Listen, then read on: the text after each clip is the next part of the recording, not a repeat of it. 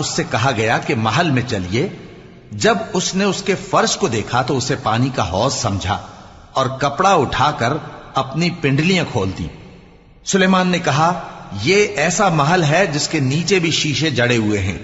वो बोल उठी कि परवरदिगार, मैं अपने आप पर जुल्म करती रही थी और अब मैं सुलेमान के साथ अल्लाह रब्बुल आलमीन पर ईमान लाती हूं। और हमने समूद की तरफ उनके भाई स्वालेह को भेजा कि अल्लाह की इबादत करो, तो वो दो फरीक होकर आपस में झगड़ने लगे।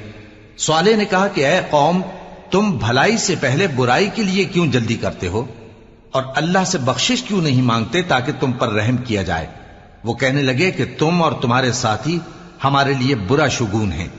स्वालेह ने कहा कि तुम्हारी बदशुगूनी अल्लाह के पास है, बल्कि तुम ऐसे लोग हो जिनकी आजमाइश की जाती है। और शहर में 9 शख्स थे जो मुल्क में फसाद किया करते थे।